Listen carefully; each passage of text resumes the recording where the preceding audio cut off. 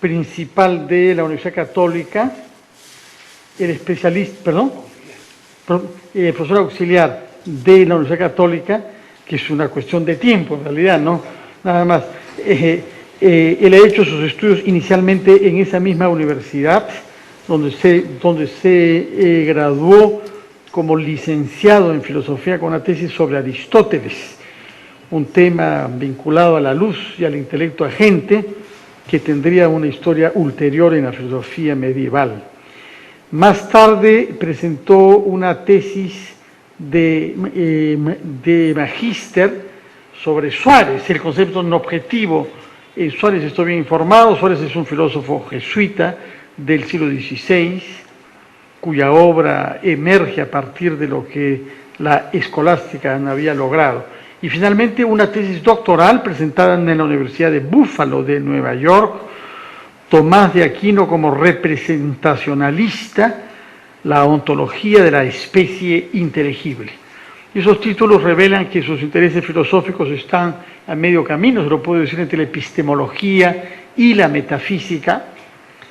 Lo importante para nosotros es que su formación como filósofo especialista en filosofía medieval le ha facilitado el estudio de la filosofía que se hizo, que se pensó, que se escribió, que se discutió, que se refutó en nuestro país durante la época virreinal o colonial. Hay una polémica sobre estos dos conceptos, como ustedes saben. Es un campo nuevo de la investigación porque durante mucho tiempo ha sido materia reservada para sacerdotes o para personas interesadas dentro del marco de la Iglesia, mientras que recientemente se ha descubierto un verdadero campo de la reflexión y de la creación hecha por peruanos o por extranjeros residentes en nuestro país, y yo por eso celebro que el profesor Donofrio dirija un centro de investigación especializado en la escolástica colonial, es decir, la filosofía escolástica tal como fue acogida, vivida y recreada, asumida en nuestro país.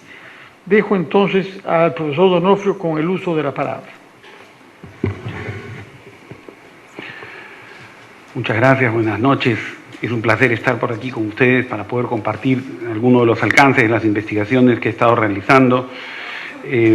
No pretendo llenarlos con detalles o con teorías muy confusas, más bien lo que quiero es explicarles, darles un panorama muy general de qué se trata esto del pensamiento colonial o de los filósofos coloniales.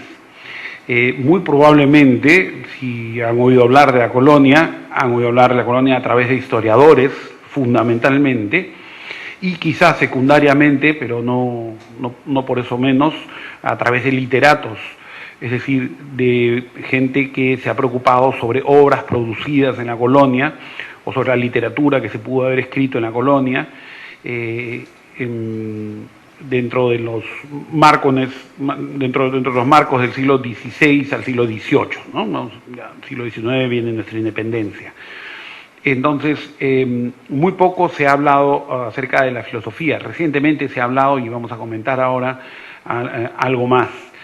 Entonces, con este pequeño PowerPoint, a mí me gusta exponer con PowerPoint, pretendo que ustedes puedan alcanzar un poco y ver cuál es el estado actual de los conocimientos de la filosofía y del pensamiento colonial hasta el momento, ¿no?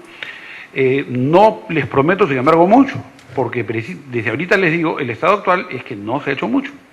Precisamente eso es lo que les estoy comentando. No se han leído lo suficiente, no se ha hecho suficiente trabajo y recién estamos empezando, gracias a un laborioso trabajo, por ejemplo, que ha hecho la Universidad de San Marcos, a tener datos y a tener trabajos escritos fundamentalmente sobre pensadores coloniales. Bien, entonces, la filosofía en el Perú, ¿no es cierto?, durante el periodo virreinal. No quiero, ¿no?, como que antes con don Fernando, yo no hago ninguna distinción entre virreinal y colonial. Hay algunos historiadores que lo hacen, bien por ellos, y me disculpo con ellos si es que en algún momento digo colonia y se sienten ofendidos. En todo caso, me refiero a este periodo que conocemos como virreinato.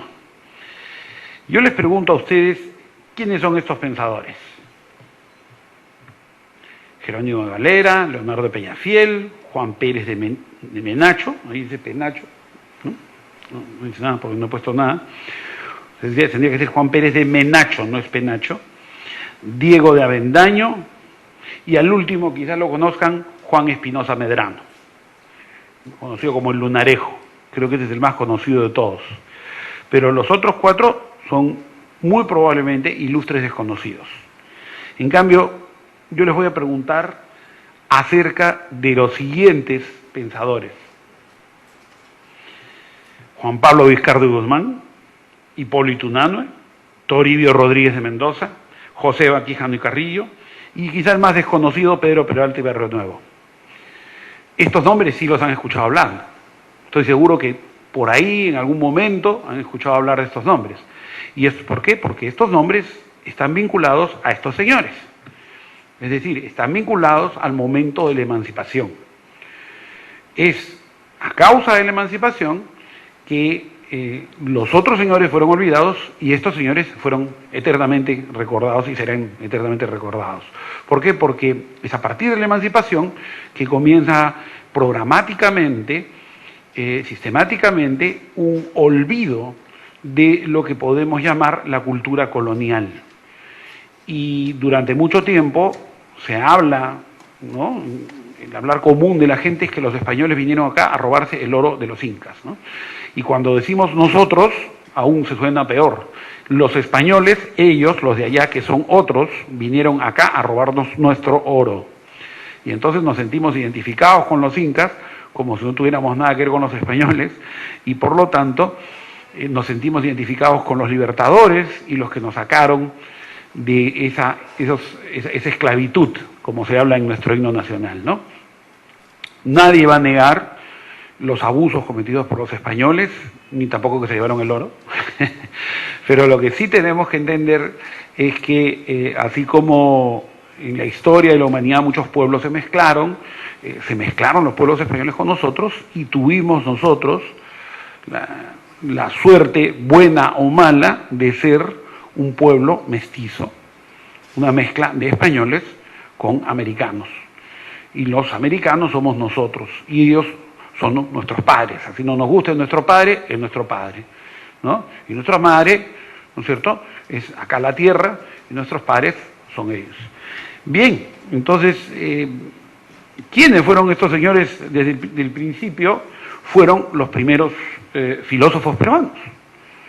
En muchos casos, y he citado en general a los que nacieron aquí, ¿no?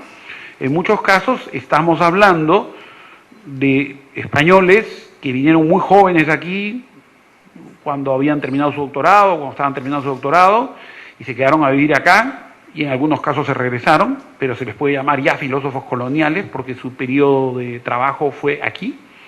Pero en el caso de estos señores estamos hablando de gente que nació en el Perú, y de gente que, como ustedes pueden ver, la mayoría de ellos pertenece, así nació en el siglo XVI. O sea, apenas comenzaba el periodo virreinal. Juan Espinosa Medrano ya es un poco más tardío, es del siglo XVII, y los otros pensadores que vimos al principio, que son conocidos, también son, y nacieron en la época de la colonia, pero ya tenían otras ideas a causa de las famosas reformas borbónicas y, en fin, otros sucesos que seguro los historiadores habrán dado cuenta. Bien, ¿por qué nos estudian entonces estos filósofos peruanos? ¿Quiénes son estos filósofos peruanos? ¿Qué han hecho estos filósofos peruanos? Este no va a ser el momento en el cual yo se los diga. Eso requiere, como ustedes saben, la filosofía es una cosa un poco densa, un poco profunda, requiere una investigación muy detallada, pero sí les puedo contar qué es lo que está pasando y qué es lo que ha pasado a raíz de las investigaciones hechas por este señor que se llama el doctor Walter Redmond. El doctor Walter Redmond es un norteamericano que de pronto se vino a vivir como 30 años o 40 años atrás, ¿no? Y decidió venir a vivir acá y trabajar en San Marcos y obtuvo el doctorado en la Universidad de San Marcos es de la Casa de Estudios de San Marcos, porque quiso hacer su tesis en autores de la colonia. Y el doctor Redmond se ha paseado por toda la colonia, ha estado en México también, ha trabajado mucho en México, ha estado en Colombia, ha estado en Chile, ha estado en todas partes de Sudamérica, hizo un catálogo famoso, la bibliografía de los autores de la colonia, y el doctor Redmond había estudiado filosofía y lógica en Estados Unidos. Así que Redmond es importantísimo para nosotros porque es el primer filósofo que quiere estudiar verdaderamente a los filósofos, dándoles el valor que merecen, ¿no? Antes de Redmond tenemos muchos historiadores y tenemos muchos pensadores, inclusive tenemos filósofos que habían hablado y que nos han dado algunas pistas sobre el estudio y el desarrollo de la filosofía colonial. El problema es que no siempre nos miraron con los ojos con los que Redmond y nosotros queremos mirarlos, se nos miraron con los ojos que nos pusieron los libertadores, ¿no? Es decir, ¿quiénes son estos señores? Son estos españoles que nos vinieron a invadir y por lo tanto su filosofía no vale nada y no vale la pena estudiarlos, etcétera, ¿no?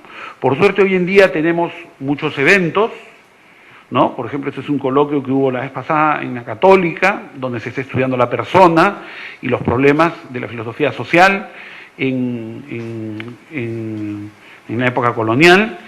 Esto es un coloquio de filosofía donde hay una zona específica sobre filosofía latinoamericana y sobre la historia de la filosofía colonial que se hizo en San Marcos, y por supuesto el más grande trabajo que se ha hecho hasta ahora lo ha hecho este señor, a quienes todos le debemos mucho, que está vivo ahorita y que desgraciadamente ahora ya no quiere estudiar a los filósofos coloniales, hay que darle su tastaz, pero que ha podido, gracias a su trabajo, marcar un hito en la historia.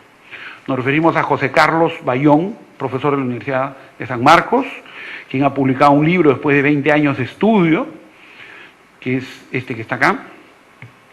Y en este libro, él pretende hacer la historia del pensamiento peruano. Por eso es que ahora no está dedicado a la filosofía colonial, él ahora está dedicándose a la filosofía de la primera parte de la República, ¿no? Al estudio, él es un filósofo y un historiador de la filosofía, y en estos primeros 2 volúmenes nos ha entregado José Carlos Bayón algo que teníamos por partes o por pedacitos y que se ha consolidado en el primer libro dedicado a la filosofía colonial, verdaderamente de selección de textos, ¿no? Porque el primero lo hizo Redmond con su tesis, que es una tesis sobre la lógica de Spinoza Medrano y de Isidoro de Celis, 2 filósofos peruanos.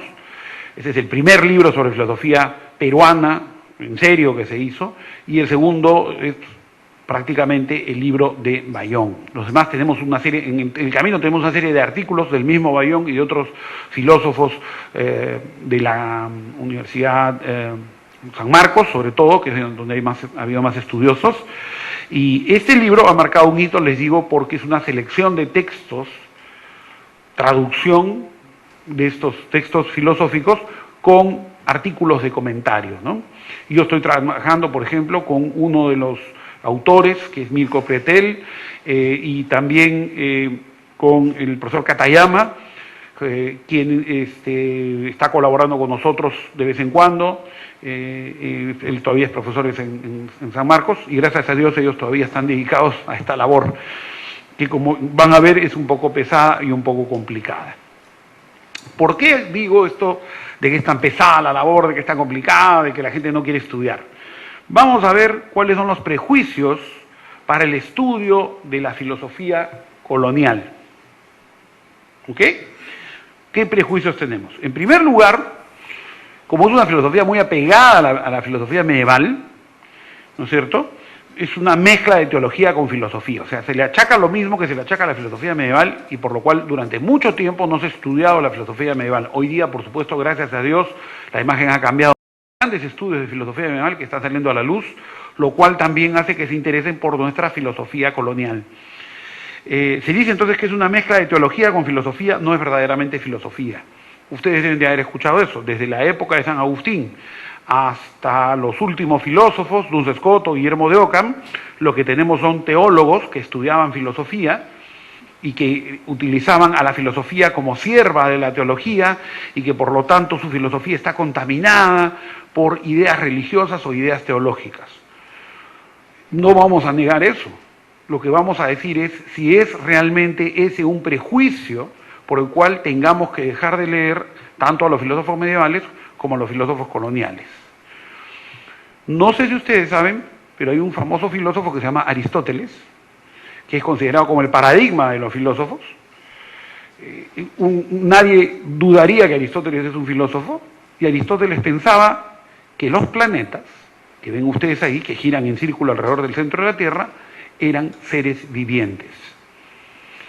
Entiéndase bien, Aristóteles no es que estaba siguiendo la costumbre del pueblo para ser quemado por la Inquisición de su época, no había Inquisición. Podían matarlo, a Anaxágoras casi lo matan por decir que la luna era una piedra. Pero no es que Aristóteles no creyera que los planetas eran seres divinos, sino que Aristóteles decía que el pueblo, en su imaginación, había dicho que eran Júpiter, Saturno, etc., pero sí eran seres divinos y seres muy parecidos a Dios. Es decir, Aristóteles construye su filosofía sobre la base de que nosotros tenemos que parecernos cada vez más a Dios, y toda la historia de la teología, de la metafísica de Aristóteles, puede reducirse o dirigirse, en algunos casos ha sido así, según la opinión de Pierre Oğan, por ejemplo, a una ontoteología, es decir, al estudio del ser de Dios, que es el ser máximo. Si Aristóteles, que es el paradigma de los filósofos, que es el filósofo por excelencia entre los griegos, ¿no?, junto con Sócrates y Platón, no es dejado de lado por ningún pensador contemporáneo, ningún pensador históricamente hablando, ¿por qué vamos a dejar nosotros a la filosofía colonial o la filosofía medieval? Porque mezclaron o porque tenían ideas religiosas. ¿No tenía Aristóteles ideas religiosas? Vamos a dejar de leer la metafísica porque en la metafísica dice que el motor inmóvil es Dios y que eso mueve al mundo, porque en el libro de Chelo Aristóteles dice que gracias al movimiento de Dios se mueve el mundo y entonces por eso hay maremotos y terremotos y no sé qué tantas cosas en la Tierra. Nadie va a dejar de leer a Aristóteles, ¿no? Entonces, hay un prejuicio falso aquí, ¿no? Es indudable que hay una mezcla entre teología y filosofía. Y no vamos a dudarlo, vamos a ver después algunas opiniones. Es difícil separar la teología de la filosofía, pero no es imposible. Aristóteles lo hizo, y los medievales, que eran conscientes de que hacían filosofía en un esquema religioso, lo hicieron con mayor precisión. Y también, por supuesto, los filósofos coloniales que continuaron la filosofía medieval. Un segundo prejuicio es que nuestra filosofía colonial es una continuación insulsa y desabrida, nada novedosa de la filosofía medieval, igual a lo que se ha llamado la segunda escolástica. Es decir, la segunda escolástica es un estudio de los filósofos medievales donde no se aportó nada nuevo, donde no se hizo nada novedoso. No es mi lugar aquí defender hasta qué punto la segunda escolástica llegó a dar frutos, pero sí les puedo decir que en nuestro caso el humanismo español, que influyó en los filósofos coloniales, está presente en toda la filosofía colonial. Y tenemos el erasmismo como un movimiento nuevo, el neoplatonismo, el aristotelismo, los filósofos precartesianos, donde se han descubierto fragmentos de estos médicos que probablemente estuvieron en contacto con Descartes y donde salen partes de las obras de Descartes, y vivieron, por supuesto, 50 o 100 años antes que Descartes. La filosofía crítica, ¿no es cierto?, una nueva filosofía que surgió a raíz del Renacimiento y de las críticas del humanismo, y una segunda escolástica, efectivamente, que para nosotros es la que vino aquí como mayoritaria, pero no sin dejar de lado todas las demás influencias, ¿no? Muy bien. Sobre algunos de estos puntos vamos a hablar sobre el erasmismo. Juan Luis Vives, ¿no es cierto?, el filósofo español, era un erasmista de cuerpo entero, y lo que hizo fue precisamente criticar el sistema medieval, el sistema de las artes medievales del cual vamos a hablar, las artes liberales, y dar una reforma humanista a estas artes liberales, de acuerdo y con el mismo canon y carácter con el que lo hizo Erasmo, y siguiendo en parte, porque el erasmismo no es 100% igual, al Renacimiento que hubo en Italia y posteriormente en Francia, ¿no? Pero sí hubo un renacimiento en España y hubo todo un cuestionamiento a lo que se realiza en esto, ¿no? Aquí tenemos algo acerca de los médicos filósofos cartesianos. Fíjense ustedes, el cartesianismo se formó en gran parte con despojos de la filosofía española, ¿no? Eso ha dicho Zubiri. Dice, en la Anatomía Margarita de Gómez Pereira aparece claramente la afirmación de la conciencia como principio del conocimiento, ¿no? Y se escribe en latín y es muy parecida a la formulación que va a hacer Descartes. ¿Y por qué? Porque ambos están leyendo a San Agustín y hay toda una tradición filosófica detrás que se ha querido ignorar sistemáticamente, diciendo que la Edad Media no servía, ¿no? Y la segunda escolástica tampoco. En la Bruta Sense Carere se explicita la doctrina de la insensibilidad y el automatismo de los animales, que va a ser característico de la filosofía cartesiana. Entonces, encontramos otro punto en el cual se puede decir, sí, hay una diferencia, no es una continuación insulsa y infructuosa de la Edad Media. Hay un renacimiento español y ese renacimiento español se va a ver reflejado en las obras de nuestros autores. Tenemos como representante máximo de la segunda escolástica a Francisco Suárez. Francisco Suárez, la obra de Francisco Suárez, especialmente la obra más conocida, las Disputaciones Metafísicas, es una joya que nos introduce a todo lo que los medievales han hecho. No es que resume lo que los medievales han hecho, que podría ser una cosa muy sencilla, podría ser un libro de texto, sino que critica y afirma cosas nuevas en esta obra. Y miren ustedes lo que dice un filósofo como Heidegger. Dentro de los límites de una recepción dogmática de las concepciones fundamentales del ser, tomadas de los griegos, hay en este sistema mucho trabajo creativo que aún no ha sido puesto de relieve.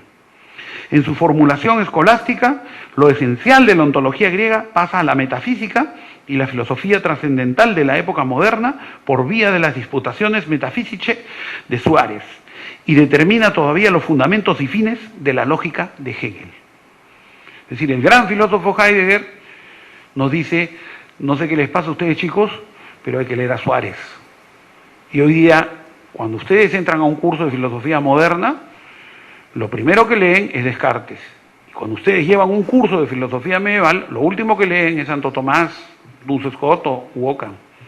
Suárez es el gran olvidado de esta época y es realmente el gozne, el engranaje que sirve de puente entre lo que se llama la edad medieval y la edad moderna. José Luis Avellán, de quien hemos tomado la cita de los médicos y filósofos precartesianos, dice, un repaso pormenorizado de los profesores y teólogos que enseñaron en el Nuevo Mundo sería interminable. Baste con señalar que aunque todos eran escolásticos, su doctrina nada tenía que ver con la escolástica degenerada y decadente que imperaba en Europa, pues habían recibido el impulso de la renovación y enriquecimiento de la escolástica española, les infundió el humanismo renacentista a través del erasmismo, ¿no? Ese es uno de los puntos, ¿no es cierto? Veamos algunos de estos pensadores. Voy a citar a 3 pensadores de toda la colonia, no peruanos, 3 pensadores de toda la colonia. El primero, Alonso de Veracruz, quien es un fidedigno seguidor de las doctrinas luisianas, o sea, de Luis Vives, ¿no es cierto? Y las incorpora dentro de la filosofía aristotélica, peripatética. Escribe el libro Reconixio Sumularum, donde trata de cuestiones lógicas como la definición, la división, es decir, un libro complicadísimo acerca de la lógica aristotélica, y se dedica a cuestiones de la dialéctica y de la especulación física. Esos son los filósofos infructuosos, según algunos, ¿no es cierto?, según algunos historiadores antiguos, según algunos contemporáneos, que no existieron en la colonia. Ahí tienen ustedes, ¿no?, a Alonso de Veracruz. Otro exponente es Antonio Rubio, seguidor de la doctrina suarista y disconforme con las posiciones ortodoxas del tomismo, escribe unos comentarios a la lógica aristotélica, ¿no ¿no es cierto?, conocido como la lógica mexicana, que llegó a ser el libro de texto en Europa. Y Descartes lo menciona como uno de los libros que él ha leído para aprender la filosofía escolástica. Es un comentario, esta lógica mexicana, es un comentario muy riguroso de toda la lógica aristotélica que toma en consideración la crítica renacentista a la escolástica misma. Es decir, no hay que esperar a que venga gente de fuera para criticar a la escolástica, ellos mismos se están autocriticando y estos son pensadores que vivieron aquí en la colonia, es decir, son españoles que estuvieron en la colonia, trabajaron en la colonia. El caso de Antonio Rubio es increíble, se va a España a publicar el libro y regresa y después también lo publica acá, ¿no? Alonso Briceño nace en Chile, vive en Lima, se va a París, a España, y finalmente muere en Caracas. Todo el mundo se pelea su nacionalidad, todo el mundo dice que es chileno, peruano y venezolano. Pero en fin, Alonso de Briceño es la cumbre de la filosofía americana dentro de la corriente escotista, era un franciscano, y escribe este libro de título y un poco largo, ¿no? Celebrioris controversias imprimum sententiarum Scotti, y el otro Apologia de Vita e Doctrina Johannis Dunis Scotti, ¿no? Con indudable originalidad da un cierto matiz existencialista a la doctrina de la ésitas y separa radicalmente la filosofía de la teología. Son tres ejemplos de tres filósofos que vivieron aquí. Entonces, la crítica, la segunda crítica que hemos visto, el segundo prejuicio en contra de por qué no hay que estudiar a la filosofía colonial, de por qué no se enseña ahorita en las universidades peruanas un curso que se llame Filosofía Peruana y que empiece con un capítulo que sea filosofía colonial, es injusta. Tenemos suficiente material como para seguir adelante, como para sentirnos orgullosos de lo que se ha trabajado aquí.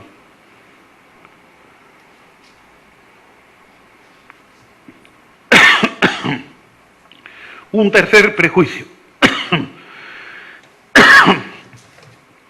Es una filosofía alejada de la realidad peruana. Bueno, siempre a los filósofos se les acusa de estar alejados de la realidad peruana, pero vamos a ver qué tan alejada estuvo esta filosofía, que se supone trajo la segunda escolástica de Europa y no se preocupó más que de reproducirla. Perdón.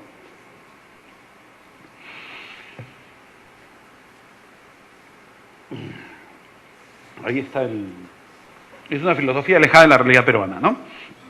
Entonces, muchos de los planteamientos reciben su savia del erasmismo, hemos visto, y de la expansión de tuvo en tierras americanas, imprimiendo particular importancia el humanismo renacentista y sus realizaciones en el Nuevo Mundo, nos dice Avellán, ¿no? Entre ellos, los filósofos Francisco de Vitoria, Bartolomé de las Casas, conocidísimo por todos ustedes, Domingo Soto, Tomás de Mercado y Frank Juárez de Zumarraga. Es decir, todos estos filósofos, algunos vivieron en las colonias, otros se quedaron en España, pero estaban muy preocupados por el asunto colonial, por la población indígena y por lo que estaban haciendo los conquistadores. Recuerden ustedes que en Estados Unidos se exterminó la población indígena. No vamos a decir acá que los españoles vinieron a tratarlos muy bien, pero recuerden ustedes que en Estados Unidos simplemente la población indígena fue tratada como los búfalos, como el búfalo que tengo acá, se exterminó. Se le fue acorralando y se le fue quitando el campo de vida. Mientras que aquí hubo una preocupación, efectivamente hubo mucho pillaje, mucho sinvergüenza, ¿no? Mucho robo, pero la corona y sobre todo la iglesia estaba preocupada, en cierta medida, ¿no? En la medida en que le era posible, porque se tratara bien a las gentes de estas tierras. Se pensó en hacerlos esclavos y lo que se trató hubo un paternalismo exagerado y obviamente un eurocentrismo, pero hay que tener en cuenta las intenciones y los motivos de la época, ¿no? Ellos pensaron que lo mejor para ellos era europeizarlos, ¿no? Y eso trajo efectivamente muchas injusticias. Pero nuevamente, tomemos las cosas en su contexto. Comparen eso con el exterminio de los indios norteamericanos. Bien, no se preocuparon, dice, y sin embargo tenemos que Abelán nos cuenta acerca de cómo se desarrolla la antropología cultural, puesto que los misioneros españoles se dedicaron a la recuperación de gramáticas y vocabularios de lenguas indígenas, sus observaciones sobre las diferentes culturas que pusieron las bases de la ciencia antropológica futura. La ciencia antropológica universal futura fueron puestas, ¿no? La ciencia antropológica empírica fueron puestas por estos monjes que vinieron a conocer cómo vivían los indios aquí en América. Un ejemplo clarísimo es José de Acosta, el jesuita, quien escribió la historia natural y moral de las Indias. Por moral significa costumbres, no está juzgando moralmente o éticamente a nadie, por moral significa costumbres, ¿no? Los 4 primeros tomos se refieren a las cosas naturales, las cosas que encontraba, las maravillas, y los 3 últimos a lo que él llama la historia moral o la historia de las costumbres, ¿no es cierto?, de los mismos indios, de sus ritos, costumbres, gobiernos, guerras y sucesos. Es decir, trató de hacer una primera historia. La historia natural, los 2 primeros libros se refieren al cielo, al clima, la temperatura y la habitación del orbe indiano, mientras que los otros 2 tratan de cosas más apegadas a la tierra, metales, plantas y animales, todos aquellos más notables o peculiares de las Indias. Los otros 2 tratan de cosas más apegadas a la tierra, ¿no es cierto? Creo que se repetió el párrafo.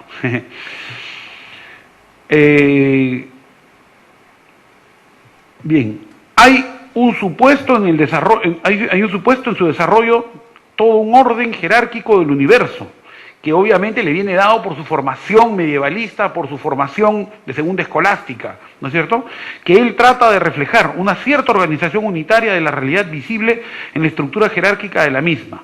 El mundo natural, como lugar de la Tierra en el cosmos, la constitución de la Tierra, en segundo lugar, y luego, en un orden menor, los metales, las plantas y los animales. Y en el mundo moral, el hombre y la cultura.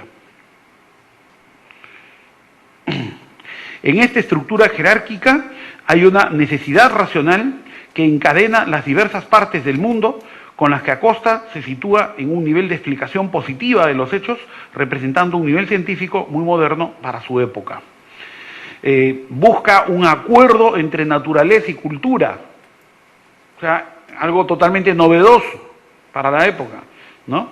Y en sus propias palabras dice: los pueblos indianos habían alcanzado el máximo desarrollo cultural que, por naturaleza y atenidos a sus propios recursos, les era dable, estando como lo estaban privados del conocimiento del Evangelio. Esas palabras que nos reflejan nuevamente un eurocentrismo, que nos pueden hacer recordar la triste extirpación de idolatrías a la que fue sometido el pueblo indígena, ¿no?, del pueblo incaico, tiene también que hacernos ver el otro lado positivo. Hay una preocupación por estas personas, ¿no? Es como si alguien se quejara porque su papá le pegó de chico. ¿Quién sabe si todos esos cuidados no sirvieron para llegar a donde tú estás hoy en día, ¿no? Claro que hubo abusos, claro que no tuvieron que haber hecho eso, pero en ese momento, en el contexto, estamos encontrándonos con población de filósofos que están estudiando la naturaleza y la realidad peruana. ¿Y por qué digo filósofos? Porque este señor José de Acosta tiene libros de metafísica y fue jesuita, profesor en las universidades, que enseñaba metafísica, lógica aristotélica, enseñaba muchas clases de filosofía. Entonces no estamos hablando de una filosofía alejada que no se interesa por nada, estamos hablando de filósofos que están preocupados por la situación especial en la que viven, la conquista, una nueva forma de vida y un nuevo mundo al que hay que conocer con nuevas gentes y nuevas culturas. Un último prejuicio que encontramos en el estudio del pensamiento filosófico virreinal es que es una herencia del dominio español sobre sus colonias y como tal solo justificó el status quo del virreinato. Es así como nos vendieron los emancipadores la actitud de que no debíamos de continuar con la universidad tal cual era, de que no debíamos de leer a los profesores y a los filósofos que habían existido antes y de que no deberíamos de preocuparnos de España o de las cuestiones españolas tales como habíamos hecho durante 200, 300 años. ¿Por qué? Obviamente porque tenían sus propios intereses políticos. Detrás de la emancipación están los ingleses y están los franceses, y detrás de estas corrientes libertarias hay el hecho de un dominio económico que se está ejerciendo de otra manera. Hay que estar seguros de que se haya cortado el lazo del virreinato con el reino de España. Hay que estar seguros de haber aniquilado al enemigo. Y esto, como les digo, junto con todos los otros prejuicios, ha hecho que pensemos que efectivamente lo único que hicieron estos curas acá este tiempo fue cultivar habas y dedicarse a darle de comer a los virreyes, cuando en realidad hay un gran trabajo que se puede encontrar en los conventos, que se ha perdido en muchos casos, ahora vamos a hablar de eso, y que se debería de realizar, y que si no se ha realizado es precisamente a causa de los prejuicios mismos que estamos discutiendo. Por ejemplo, decimos que Erasmo de Rotterdam influye en Juan Luis Vives y ambos influyen en De las Casas, Zumárraga, Vasco de Quiroga, Garcés, el mismo Acosta, del que hablamos hace un momento, Antonio Vieira en Brasil y Juan José Segovia, entre muchos otros. Es decir, hay todo un grupo de personas que están preocupados por la situación de los indígenas a raíz precisamente de haber aceptado el humanismo español como un humanismo cristiano, un humanismo que combate, por un lado, las herejías contra la Iglesia, pero por otro lado, combate el ocio y la ineptitud de la segunda escolástica que se desarrolló y que fue realmente muy desapegada de la realidad en Europa, ¿no? En cambio, aquí sí hubo una conexión. Les pongo, por ejemplo, el caso de Vasco de Quiroga, obispo de Michoacán. Dice este señor ya, inclusive en términos idealistas, ¿no?, respecto de los indios, porque no en vano, sino con mucha causa y razón, este de acá se llama Nuevo Mundo. Y esto, Nuevo Mundo, no porque se halló de nuevo, sino porque es en gentes y cuasi en codo, como fue aquel de la Edad Primera y de Oro, que ya por nuestra malicia y gran codicia de nuestra nación ha venido a ser de hierro y peor. Es decir, la visión de este obispo es que más bien ellos están corrompiendo el Nuevo Mundo a causa de las maldades. Así fue como se convirtió Bartolomé de las Casas. Bartolomé de las Casas era un encomendero más que venía a sacar usufructo, a sacar dinero, y escucha una prédica y de pronto se convierte en el famoso gran defensor de los indios, ¿no es cierto? Bien, eso es un poco respecto acerca de los prejuicios que hay para estudiar lo que podemos decir el pensamiento colonial y específicamente la filosofía o los pensadores coloniales.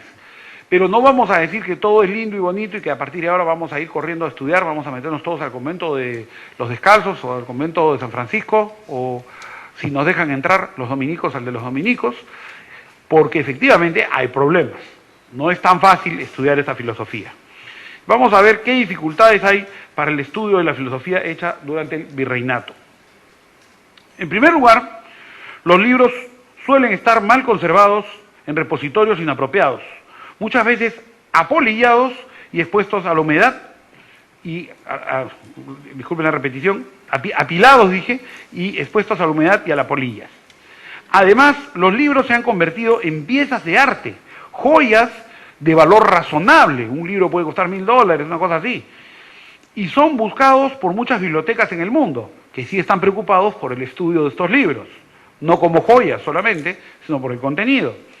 Debido a la facilidad de su hurto y de su contrabando, es muy probable que desaparezcan paulatinamente. Y aquí tienen ustedes un par de ejemplos. Miren ustedes la mala condición en la cual se han encontrado estos libros, ¿no? Y peor aún, vean ustedes cómo se apiñan y se acumulan estos libros en determinado momento. Un director, hay una gran biblioteca en la Facultad de Teología Pontificia y Civil de Lima, que como ustedes saben es la heredera de la Facultad de Teología, la primera universidad que hubo en el Perú, de la Facultad de San Marcos, y tiene una gran cantidad de tesis y de libros acerca de la historia del derecho y del derecho canónico. Y simplemente uno de los directores sacó todos los libros y los guardó en un cuarto, porque dijo, nadie los lee. Y tenía razón, nadie los leía. Claro, de esa manera tampoco nadie los iba a leer, ¿no? ¿Y qué hicieron con el cuarto? Hicieron una sala de conferencias, una sala de reuniones.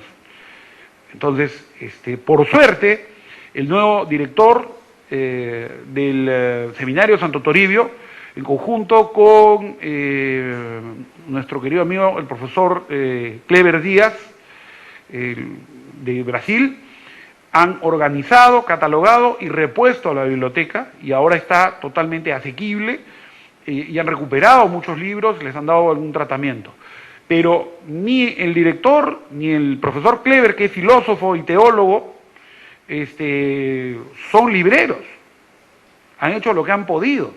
¿Cuántos libros más se encuentran en los estantes y en este momento malográndose?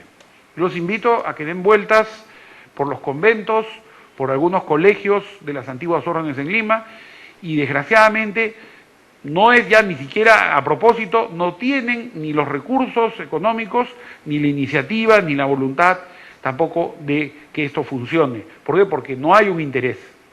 La mayoría lo que considera es que estos libros nadie los va a leer.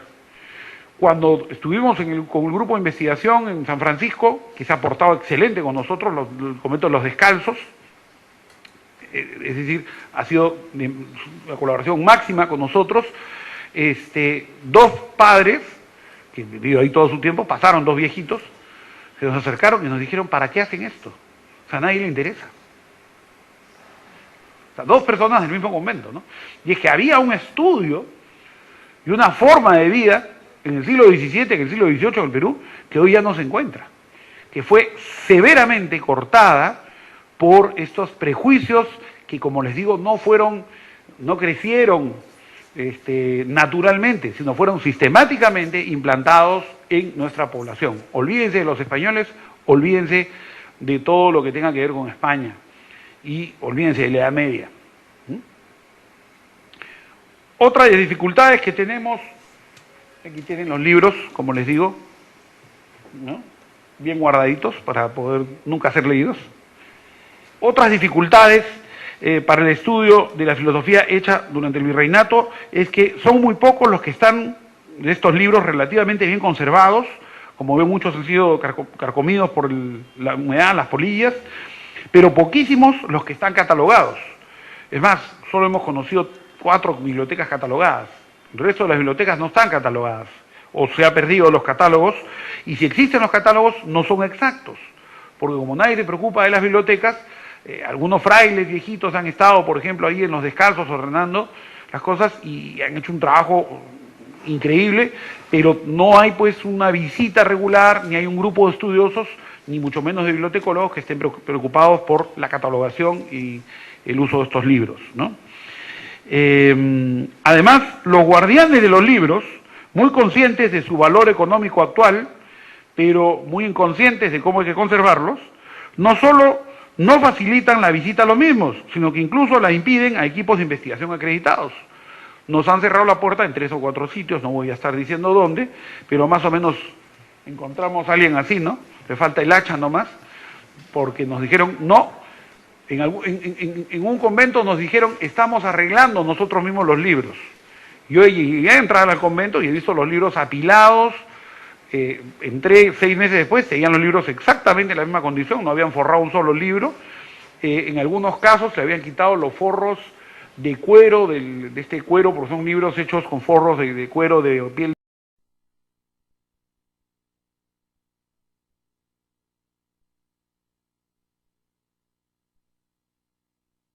de chancho o piel de oveja, y los habían empastado, y habían botado los forros a la basura. Es decir, una ignorancia terrible, ¿no? ¿Pero por qué? Porque nuevamente hay el temor de que se roben los libros, hay el temor de que se pierdan como joyas y hay la ignorancia de que no se van a utilizar o a nadie le interesa, ¿no? Ahí está Clever visitando, por ejemplo, la biblioteca de Ocopa, en Huancayo, ¿no? En Concepción, en Huancayo. Una biblioteca maravillosa, que está muy bien catalogada y que está muy bien tenida por el padre guardián, que es el padre Cajo.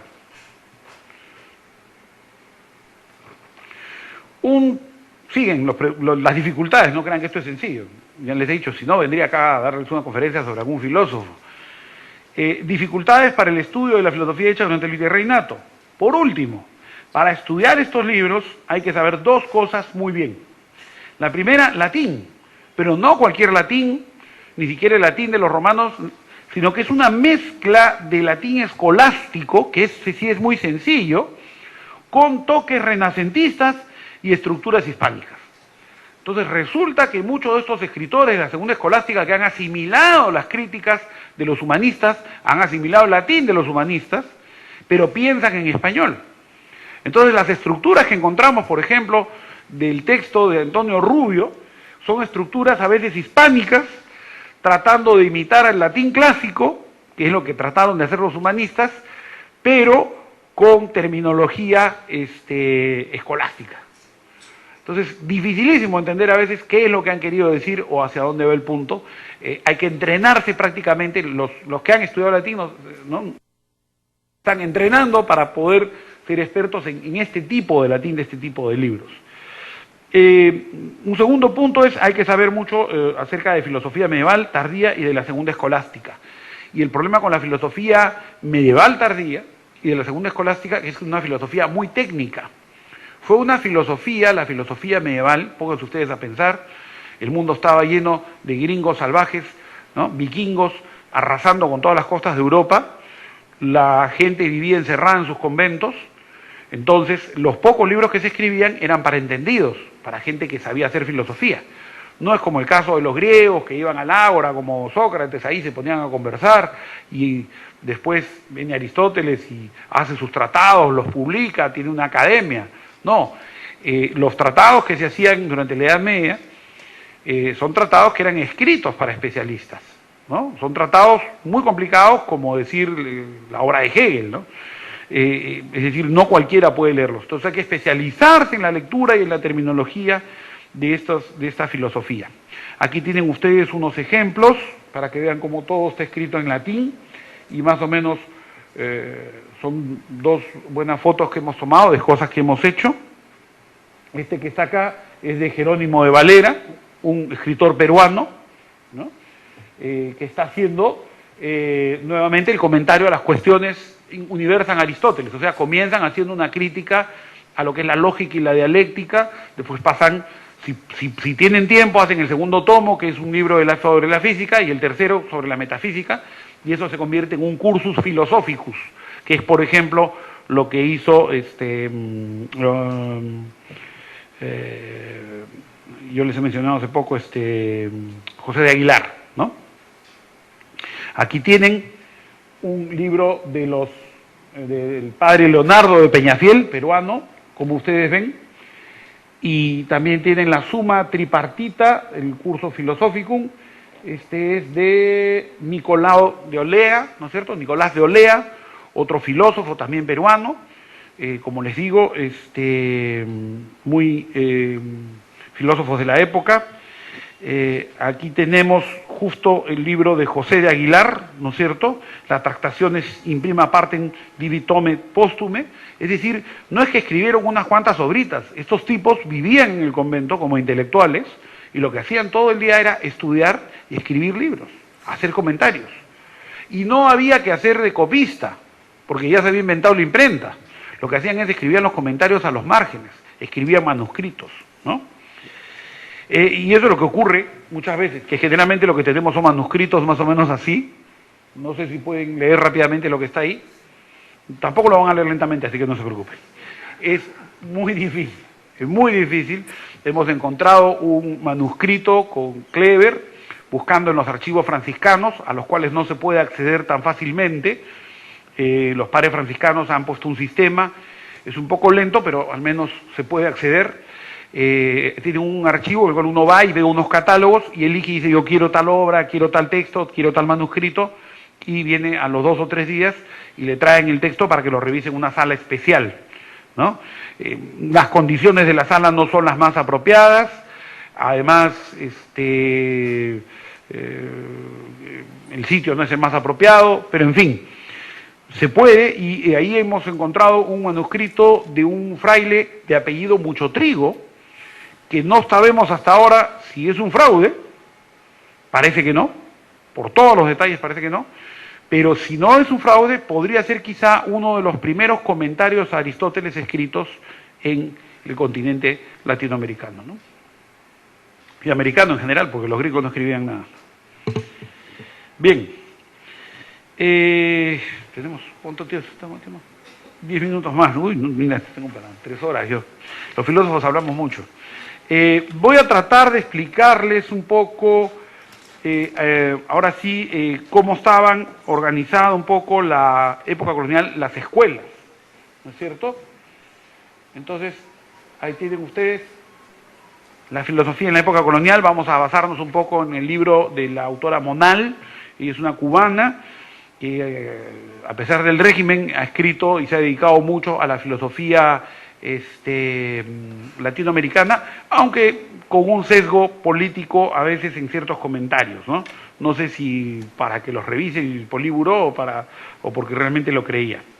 En primer lugar les voy a poner una tabla que corresponde a ¿cómo se llama este filósofo mexicano que también se ha dedicado a la colonia? No, es que es un medievalista también, sí, Aristóteles y todo esto. No. Yo también ya me estoy gastando, ¿eh? ya me acordaré. Es un texto que él ha hecho, solamente le estoy poniendo la primera parte, donde él pone cuáles fueron las primeras universidades. Fíjense ustedes que las primeras universidades entonces son San Ildefonso en México, que tiene una fecha final, y San Marcos en Lima, que no tiene fecha final, que existe hasta el día de hoy. Por eso que se llama la Decana de América, es la universidad más antigua, ¿no? Fueron creadas casi por la misma época, ha habido pleitos sobre cuál fue creada primero, cuál recibió la bula papal primero, cuál recibió el primer permiso para portarse como una universidad primero, y yo creo que fueron los mexicanos, ¿no?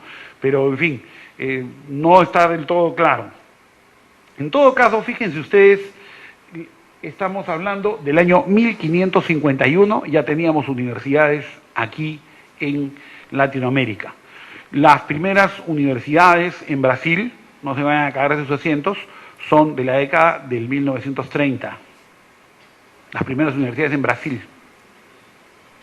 La colonia brasilera, a pesar de que ahí se refugió el emperador y todo, no le interesó que los brasileros tuvieran educación. Si querían estudiar tenían que ir a Portugal.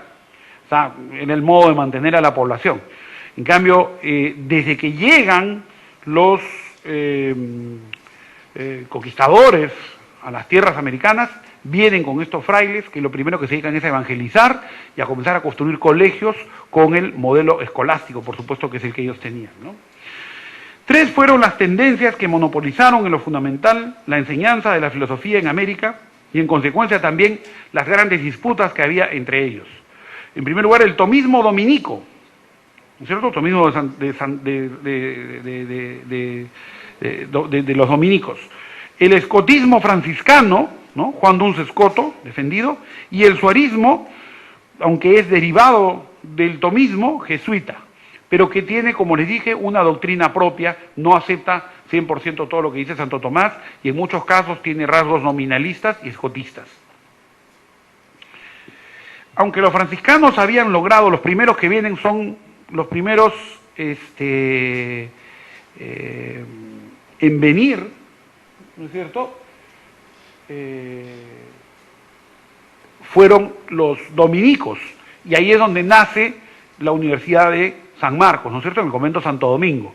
Muy rápidamente cambia de lugar, pasa primero donde los agustinos, que ya habían llegado también, después pasa a un lugar secular y finalmente pasa donde los jesuitas, y creo que en última instancia es que queda en la casona de San Marcos, ¿no? Se va para la zona esta donde está la casona de San Marcos.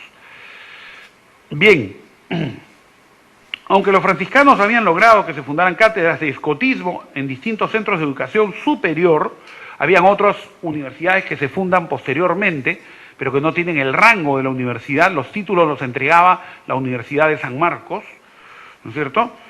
El tomismo aristotélico, en cualquiera de sus dos vertientes, logró la supremacía en América, tanto en los dominios españoles como en Brasil. Es decir, ya sea de corte suareciano o el que venía de corte dominico. Por su parte, el tomismo suarista, más flexible, en cierto sentido que el tomismo dominico, resultaba un rival difícil para estos últimos, puesto que podían ser más aceptables. Ahora, las escuelas, a su vez, no eran conjuntos absolutamente monolíticos.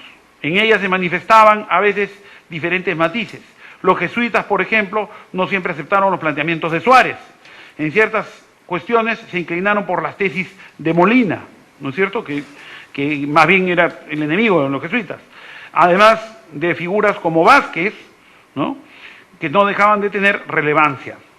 A Escoto se le reprochaba sobre todo el haber roto la armonía entre la teología y la filosofía, y por eso durante mucho tiempo no fue aceptado, y los franciscanos insistían, por supuesto, en que se leyera a su franciscano, que es Escoto, a su padre intelectual,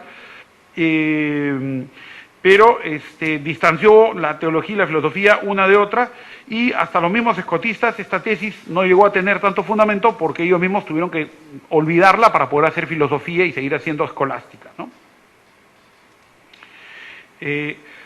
Con el arribo de las órdenes religiosas venidas de España y Portugal, se inicia en América la filosofía propiamente dicha. Su llegada trajo también la filosofía escolástica, la cual ejerció un dominio casi absolutamente hasta mediados del siglo XVIII aproximadamente. Las órdenes religiosas, a medida que llegaban, iban fundando sus conventos y colegios, y fueron en ellos y en las universidades donde comenzó la enseñanza de la filosofía del Nuevo Mundo.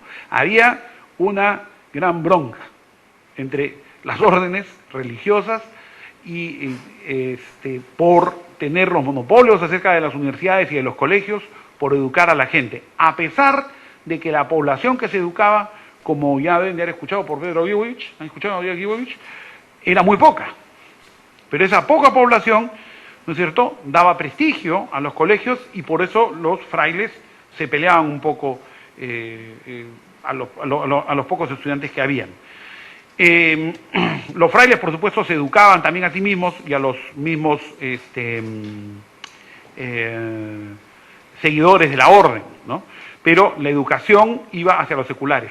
También, igual que en el siglo XIII, en la Edad Media, tenemos un pleito con los seculares. Los seculares quieren dirigir la universidad, es decir, quieren que la universidad sea independiente. El primer rector secular creo que fue por 1570, recién. O sea, hubo un gran pleito para poder admitir que uno que no sea monje fuera el rector de la universidad, ¿no? Vamos a acabar entonces con un par de frases más, un par de slides más. El escolasticismo se presenta como un método y un sistema de pensamiento con una coherencia y unidad entre diversas ramas, ¿no? Y tesis muy firme, cerrada. El conjunto de las disciplinas que incluye, y en particular la filosofía, busca conducir al hombre a la comprensión de la verdad revelada. En la época que nos ocupa, la escolástica como sistema se había afirmado y había logrado el arraigo en las mentalidades con universal dominio. Y no me gustaría despedirme de ustedes sin siquiera enseñarles qué es lo que se estudiaba ahí, aunque sea en forma... Muy bien, el currículum básico venía desde la Edad Media y estaba constituido por lo que se llama las artes liberales. Se llamaban artes liberales porque el hombre estaba libre de tocar con las manos. Ese es un prejuicio que venía desde la época de Aristóteles y desde la época de los griegos. Todo aquello que era manual, todo aquello con el cual uno tenía que tocar algo, pues era servil. Durante el Renacimiento se recuperan las bellas artes y se ponen al nivel, ¿no es cierto?, muy cercano al de las artes liberales, pero nunca llegaron, sino hasta el siglo XVIII, a ser realmente consideradas tanto la mecánica o la arquitectura y las bellas artes como una carrera universitaria o como una carrera digna de las universidades. Las artes liberales se hacían con la mente, con la cabeza, libres precisamente del contacto físico.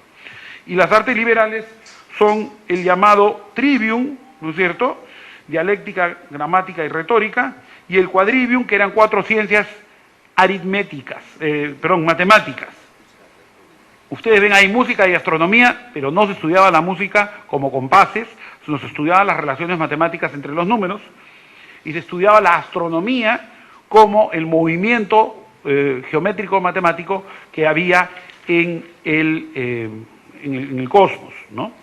La dialéctica, que es la parte que nos interesa a nosotros, es la que más se desarrolla, fue lo que quedó de la filosofía griega y se transmite durante toda la Edad Media en el currículum de las escuelas monásticas, se hace como base del currículum de las universidades en el siglo XII y XIII en Europa y llega hasta las universidades aquí en el Perú. Y la dialéctica en general era una mezcla de discusiones filosóficas y metafísicas. La dialéctica pretendió ser una ciencia que fundamentara todas las otras ciencias, pero no como lo hace la lógica, con una simple estructura, sino como lo hace la metafísica, diciendo cuáles son los fundamentos de la realidad. Además de estas artes liberales, ¿no es cierto?, uno terminaba de estudiar las artes liberales y se hacía magíster, ¿no es cierto?, maestro en artes. Si uno va a Estados Unidos y saca en algunas carreras una maestría, se va a asombrar porque uno fue a estudiar música o fue a estudiar matemáticas o fue a estudiar a veces ingeniería y le dan un diploma que dice Master in Arts. ¿Y es por qué? Porque es maestro en artes liberales, ha sacado una maestría en artes liberales. Y posteriormente, cuando acaban, se estudiaba una de estas 3 carreras, teología, por supuesto, derecho, la carrera canónica, que no la he puesto acá, y la de medicina, fueron las primeras carreras. Después se puso la carrera de arquitectura, ¿no? Y uno entonces recibía el título de doctor. Doctor viene del verbo doceo en latín, que significa enseñar. Entonces, otra frustración que reciben los que hacen su PhD en Estados Unidos es que su PhD significa philosophical doctor. Entonces uno ha ido a estudiar ingeniería y es un philosophical doctor, ¿no? Han dicho algunos filósofos acerca de los periodos de esta época, ver algunos pensadores peruanos, pero no los quiero aburrir más. Hay problemas filosóficos que son muy complicados, que podríamos discutirlos.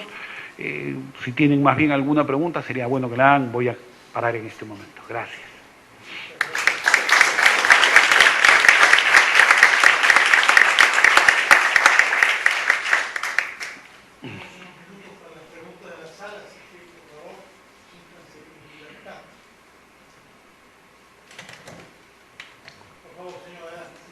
Bueno, ahí tiene el micrófono. Sí, buenas noches, felicitándolo por esta brillante exposición. Yo quería preguntarle, usted nos ha expuesto la filosofía en el tiempo del virreinato sobre la base occidental, digamos, ¿no? O sea, ¿no? ¿Hay algún resquicio en que toman, digamos, el mundo andino? Muy interesante su pregunta, porque me permite hacer primero una aclaración general y después ir en particular a su pregunta. En primer lugar, la palabra filosofía, como la palabra ciencia, se han sobrevalorado. O sea, muchos cuando dicen filosofía es lo máximo, ¿no? ¿Por qué? Porque era la madre de las ciencias y todo. Y cuando se dice ciencia o esto está científicamente probado que esto funciona, ni hablar, lo compramos, ¿no? Tienen ustedes que entender que el pensamiento es mucho más amplio que la filosofía. El pensamiento se dio en muchas partes del mundo como una manera, como una manifestación, obviamente, del hombre de encontrar respuestas a la naturaleza. De eso se trató siempre. La primera respuesta que le viene al hombre es una respuesta de corte de carácter religioso, ¿no? Eso no le gusta mucho a algunos filósofos contemporáneos ateos, pero eso es la verdad. las primeras respuestas filosóficas son respuestas de carácter religioso, es decir, el hombre no se desvincula de una fuerza superior que está ahí, él siente que está ligado a la naturaleza o a esta fuerza superior, dependiendo del pueblo y dependiendo de la cultura, la ligazón o la liazón que puede darse va a establecer, ¿no?, la fuerza y el carácter de la religión, pero ahí es donde están las preguntas filosóficas en todo el mundo, en China, en India, en los incas y en los indios norteamericanos.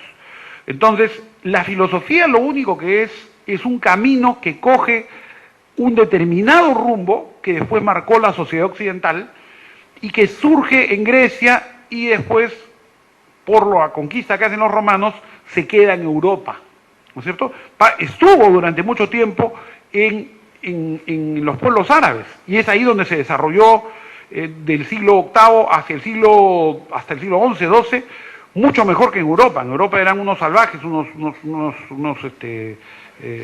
sí, realmente eran iletrados, había muy poca gente que sabía leer, y la filosofía se desarrolla, la occidental, como usted bien lo ha dicho, se desarrolla en Arabia, y después con el Renacimiento se desarrolla muy bien en Europa, y con las conquistas del mundo europeo se expande al resto del mundo. Ahora, la filosofía tiene una característica que no tienen los pensamientos religiosos, y es la siguiente, es que la filosofía trata de fundamentarse a sí misma. A diferencia del pensamiento religioso, el pensamiento religioso en un momento tiene que parar. O sea, ¿por qué el vaso de agua está acá? Yo puedo comenzar a hacerme preguntas, pero hay un momento en que digo, ¿y por qué toda la realidad? Porque Dios quiso. O sea, hay un momento en el cual la pregunta religiosa se detiene porque el mito tiene este carácter sagrado, numénico, que va más allá de lo que el hombre puede comprender. En cambio, la filosofía, que nace con los griegos, es como la ciencia, un poquito más atrevida, ¿no? Es el Prometeo que ha cogido el fuego de los dioses y lo que quiere es encontrar respuestas a sí mismos. Entonces, es de la filosofía que traen, ahora sí para ir a su pregunta, estos señores acá, y es de la primera filosofía que se hace en Latinoamérica. Sin embargo, como hemos visto, muchos de estos estudiosos estuvieron al tanto de cuál era el pensamiento y la cultura de los pobladores indígenas en Latinoamérica. Hicieron diccionarios quechuas, hicieron gramáticas para el quechua, las primeras gramáticas y diccionarios quechuas las hicieron curas que sabían hablar latín y español, ¿no? O sea que el quechua es un invento de los curas jesuitas, prácticamente, y así me lo dijo José Carlos Ollón la vez pasada, y lo que ocurre es que no deja de haber una influencia en temas culturales, ¿no es cierto? Que eso lo han ya explicado mejor, sobre todo filósofos, pensadores de la literatura y pensadores historiadores en conferencias, ¿no? Por ejemplo, Rodríguez, ¿no?, de la Católica, él le explica muy bien cuáles son estas interrelaciones y cómo se muestran en las obras de arte, cuando hacían obras, cuando se han escrito obras de literatura, ahí se expresa mucho el pensamiento indígena. No se puede expresar del mismo modo que la filosofía occidental como en ninguna otra parte del mundo. ¿Por qué? Porque la filosofía occidental en cierto sentido es invasora, es decir, entra a un sitio, conoce el pensamiento y lo transforma a sus cánones, ¿no? Entonces, muy difícil que haya un registro del pensamiento inca, por ejemplo, ¿no? Ahora estamos además más preocupados por eso. En esa época estábamos más preocupados también por evangelizar y por entre comillas, civilizar a la gente, ¿no? Entonces, no hay directamente una vinculación, ¿no? Hay algunas influencias, pero como le digo, no sabemos qué han escrito estos filósofos todavía, así que de repente por ahí tenemos suerte y hay alguno que ha querido hacer una búsqueda más profunda y no solamente está expresado en el campo de la literatura o del arte, ¿no?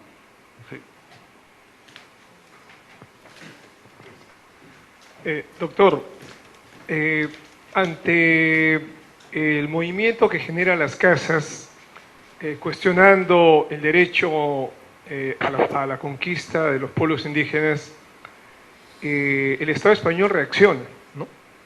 y las reacciones son duras, ¿no? La secularización de la Universidad de San Marcos, que era de dominicos, como usted conoce, la persecución a algunos dominicos, inclusive un rector de San Marcos termina en la hoguera, acusado de hereje, Sí. ¿no? De la cruz. Pero también sucede un hecho importante que justamente me gustaría conocer su opinión sobre hasta qué punto es un tema teológico o un tema filosófico o hay una mezcla.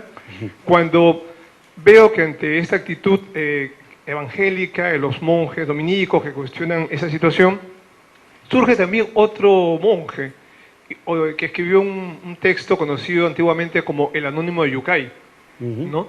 Que luego parece que habría sido un primo de Toledo, un tal Ruiz de Toledo, ¿no? Donde él trata de justificar, y no vale la pena aquí explicar la manera, digamos, tan curiosa con que justifica la conquista, pero bueno, hay una suerte de debate dentro de la iglesia, dentro de las órdenes, ¿no? Sobre si es válida o no válida la conquista, donde se notan posiciones ideológicas, religiosas, teológicas, filosóficas. Ya que estamos tocando este tema tan importante que usted expone, en ese momento tan importante de la historia del Perú, ¿podría explicarnos un poco cómo es que estas dos posiciones de la teología y la filosofía se dan en ese contexto? ¿Cómo no? Voy a tratar de hacer lo posible. En realidad lo que ocurre es que se encuentran con este nuevo continente, ¿no? Los primeros que vienen, por supuesto, vienen a robar, a saquear, eso no hay duda. O sea, España tiene problemas económicos, ¿no? Y la gente que se lanza, o sea, en cuanto tuvieron noticia de que habían estos nuevos reinos, ¿no? El que se llegue primero se lo agarra, ¿no? Y esa fue la intención de los primeros conquistadores y de los primeros que llegaron. Pero con ellos, el reino mandaba, España en esa época era muy católica, y mandaba representantes de la iglesia como para asegurarse de que no hubiese, entre comillas, maldad. Ahora, va a depender, pues, ¿no?, del representante de la Iglesia Católica, más que de la Iglesia Católica misma, cómo se dan estos pasos, ¿no? O sea, no sabemos cuál sería el grado del cura Valverde, pues, cuando le da la Biblia para que la tire, o sea, si es a propósito, o si él cree que hay, pues, una cosa divina y el Inca tuvo que haber cogido, ¿no es cierto?, la Biblia, ¿no? Entonces, no sabemos, pues, cuál es el interior de las personas, ¿no? Lo que sí hay explícitamente es una discusión. Y de las casas, el movimiento de las casas lo que hace es incluso exagera las condiciones en las cuales habían sido tratados los indios para jalar más gente para su causa. Entonces se escandaliza España. Además, España no quiere verse acusada por los otros reinos como abayazadora, pues, de pueblos indefensos, y manda gente a chequear qué es lo que está pasando. Entonces, cuando llega a Toledo hay unas reformas que son muy estrictas como para verificar qué es lo que estaban haciendo estas personas. O sea, hay sucesiones de olas y de distintos movimientos que han tratado de ver qué es lo que está pasando. El rey está lejos, el rey nunca vino. Entonces el rey tiene que mandar a representantes, tiene que mandar ojos para que vean, y él lo que sí recibe son reportes, de gente de confianza, ¿no? Entonces hubo un grupo de gente que evidentemente defendió a los indios y logró defenderlos a tal punto que nunca fueron esclavizados. O sea, se puede decir que hicieron mal en las reducciones, que se les cobraba impuestos, que hubo mucha muerte por abusos, porque los trataron de hacer trabajar en las minas, ¿no?, que la mita era exagerada. Pero, como le digo, el primer punto es que no los esclavizaron. Ahora, eso demuestra que hubo un esfuerzo ahí intelectual en contra de eso. También hubo un esfuerzo de parte de curas, o sea, de parte de la iglesia y de parte del sector español, de minimizar lo que las casas había. Entonces vinieron a hablar como que aquí había, pues, sodomía, había prácticas demoníacas, etcétera, etcétera, y que entonces había que evangelizarlos, y por eso lo de las reducciones, y por eso lo de las encomiendas, ¿no? Entonces, en esas idas y venidas hay gente que tiene opiniones diversas, ¿no? Opiniones muy radicales sobre lo que se debería hacer y opiniones mucho más conservadoras sobre lo que no se debería de hacer, ¿no? En ese contexto está escrito ese libro, ¿no? Ese libro está escrito como una de las tantas teorías, porque esa es otra también situación, que no están seguros bien de, o sea, el mundo era pues lo que ellos conocían y habían llegado hasta China, y de China se sabía hace tiempo, solamente que no se llegaba hasta China. Pero de pronto aparece un grupo de gente que no existía en el mundo, un continente entero que no existía, con un montón de gente que no existía. ¿Quiénes son? No es tan sencillo que muchos grupos religiosos se hayan llamado la tribu perdida de Israel, ¿no?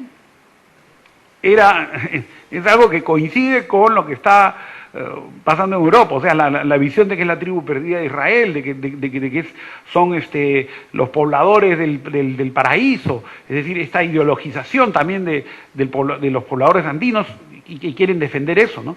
Entonces, las elucubraciones, el ideario de los antropólogos o los filósofos que quieren entender qué es lo que está pasando acá, muchas veces está mezclado con mucha imaginación que proviene más que de las canteras filosóficas, de las canteras de la ¿cómo se llama esto? Mitología. Había muchas ideas mitológicas, ¿no? Muchas ideas mitológicas tanto de la religión cristiana como de la mitología griega, que se habían difundido por el Renacimiento. Entonces se hablaba de ellos como del pueblo griego, como del pueblo de la Atlántida, se decía muchas cosas, ¿no? Entonces hay muchas interpretaciones así como estas, y se discute pues si eso es verdad o no. Se discute seriamente si es verdad o no, ¿no? Lo interesante es que se discute seriamente si es verdad o no, ¿no? Nosotros tenemos que ser, en cierta medida, comprensivos, ¿no? Con que esta gente no haya tenido la apreciación que tenemos hoy en día. Hoy en día nosotros decimos que Estados Unidos no debió haber entrado a Irak.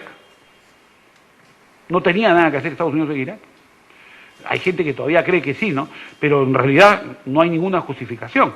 Durante la década del 60, las guerras que hay, uno dice, bueno, era el bando comunista versus el bando capitalista, pero Estados Unidos en Irak no tenía nada que hacer ahí. Entonces hoy día tenemos muchas organizaciones que dicen lo han hecho porque son el país más fuerte del mundo, pero no necesariamente están justificados para entrar a ese país.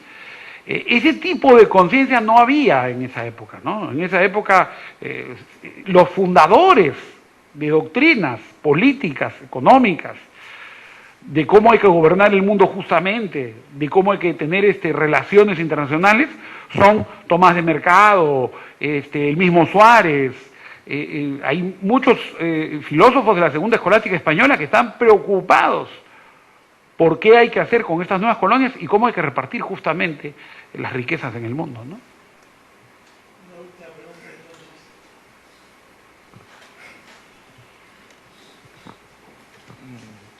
Lo felicito, profesor, por la forma tan clara de exponer algo tan complejo. Estaba poniendo a pensar acerca de lo que pasaba en el Perú en esta época colonial. Digamos, el Perú es milenario, el imperio incaico, sin tener los elementos que describan nuestra cultura, la escritura, por ejemplo, ¿no? Entonces, pero a pesar de ello teníamos, pues, por decir algo, Machu Picchu, o sea que éramos gente especial, ¿no? Comparándonos con los griegos que tenían las pirámides. Entonces, no es que pues seamos un grupo que no sabía, no podía escribir, no tenía las matemáticas avanzadas, sino éramos gente que existíamos, vivíamos, estábamos compenetrados con la naturaleza, era una vivencia superior en ese sentido. Entonces, ahora la filosofía occidental es una filosofía de reflexión, de conceptos.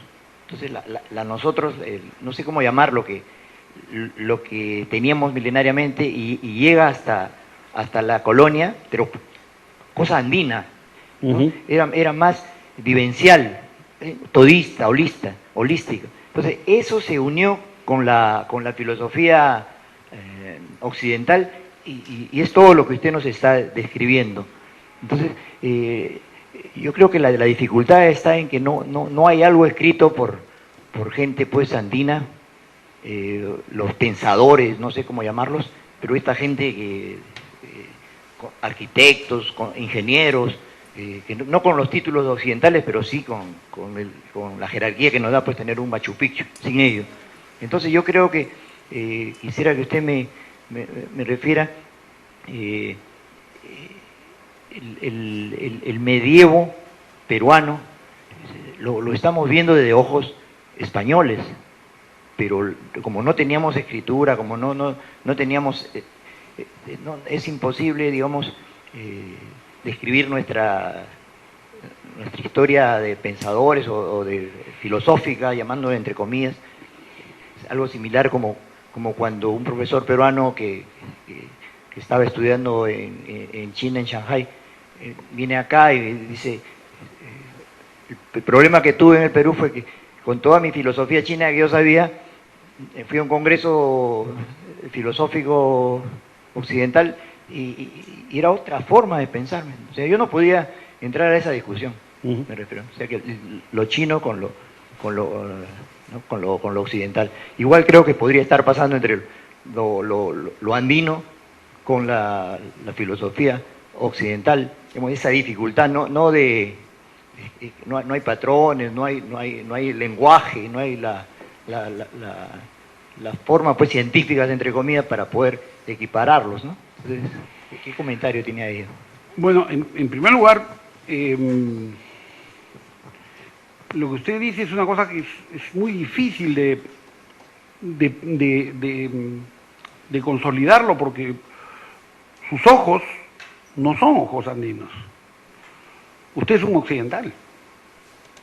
Y usted es hijo de estos españoles que trajeron esa filosofía, ¿no? Entonces, lo que pasa es que hemos vivido en esta parte del continente, pero somos más occidentales que los norteamericanos, que los estadounidenses, ¿no? Para hablar con propiedad, porque Canadá no sé si será más occidental. Somos más occidentales en cierto sentido que esos pueblos. O sea, se dice que los irlandeses salvaron la civilización, según el libro, ¿no? Que salió publicado. Pero en realidad nosotros tenemos un gran aporte de la filosofía occidental que nos fue dado a la fuerza por estos españoles. Ahora, ¿dónde quedó lo andino? Evidentemente, como le decía al señor, no hay una relación directa dentro, en lo que se llama filosofía, no. ¿Por qué? Porque la filosofía es muy especializada. Es muy especializada. Es como si nosotros fuésemos ahorita a algún lugar donde están aprendiendo a construir carretas y nosotros vamos con nuestros autos. No tenemos nada que aprender de sus carretas. Así de simple. No tenemos nada que hacer con sus carretas. Nosotros, mire, por favor, arriba tus carretas, que acá vamos a poner una fábrica de autos, y ponemos nuestra fábrica de autos y se acabó. Entonces, algo por el estilo pasa, ¿no? Cuando llega la filosofía acá, viene acá a implantarse con los modelos filosóficos. Quieren discutir el problema de los universales, que es un problema medieval.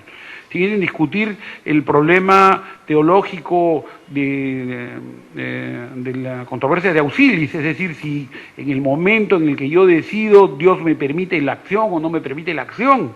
O sea, están con una serie de discusiones que son las mismas discusiones que los filósofos europeos.